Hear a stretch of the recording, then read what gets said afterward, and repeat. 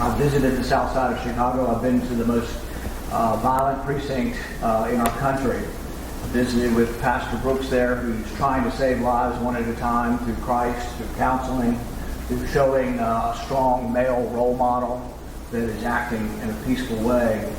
I've been to Ferguson. I was there after the riots. I met with the business owners there who lost their businesses, the majority of whom were African American. Pastor Brooks was recently interviewed, and after the rioting in Chicago, lamented that rioters burned down the local pharmacy, and now people in his community were having to drive 15, 20 miles out into the suburbs to get their prescription drugs. It's unconscionable. It's not an easy problem to fix. People have tried to fix it, but it's going on in our cities, and it's made worse by lawlessness. It's made worse by the mayhem that people have allowed. And there is an inconvenient truth that we have to face, and it's a political one. The inconvenient truth is that all of these cities are run by Democrats and have been for 50 years.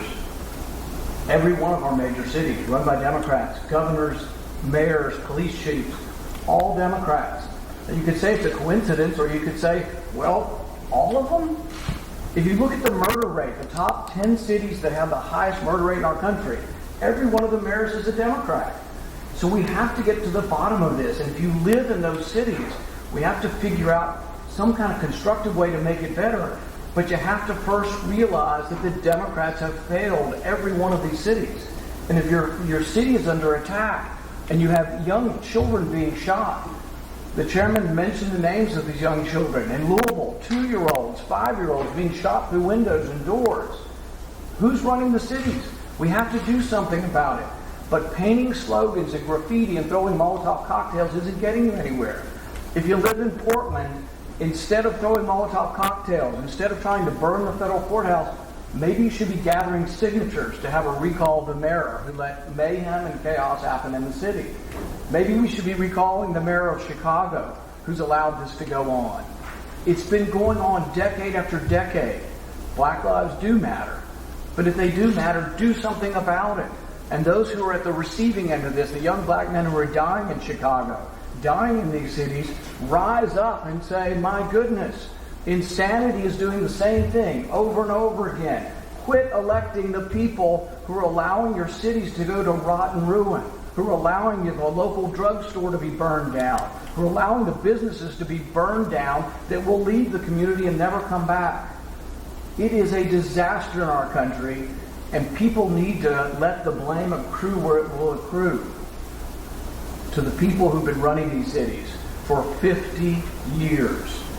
With regard to who should do this, my preference is that it be done locally.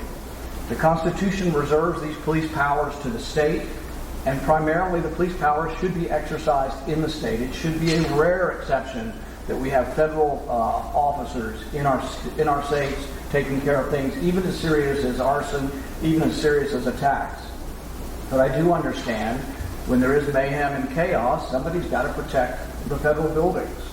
My preference would be that if that has to happen, that they stay at the federal buildings, arresting only those who are committing violence when they commit the violence.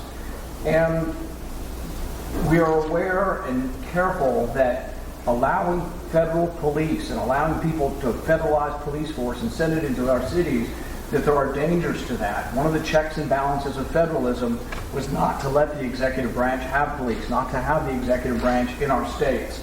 So I think we need to be very wary of the possibility for harm by federalizing police powers, sending them into these situations. And there have been some disasters already. Perhaps not your department, but the images of the young man being shot with a rubber bullet who had his skull fractured and his face fractured and maybe ultimately will be disfigured from this while he was simply holding up a speaker. Those are terrible symbols. And it's hard to be a policeman. The federal authorities haven't necessarily been, I think, steeped in the training that it takes to be able to try to put down violence, but at the same time not get in the way of peaceful protest. And we have to acknowledge, though, that this is a chaotic situation and it hasn't been peaceful protesting. So someone must do something. But I would say that the more constructive way of doing this would be to assess who are the officials, who are the political officials that run these cities and how they let us down. And it's time and time again Democrats for 50 years running our cities and letting us down. And if you are, a family that lives on the south side of Chicago, you need to ask yourself, who's in charge of this city? And why aren't they doing something to protect my children? How come children are still being shot in Chicago? Who's doing it? Why are my local officials doing nothing? And the answer is, frankly, Democrats have done nothing for our cities for 50 years, and the people who live in our cities need to make a reassessment of who's been in charge of our cities.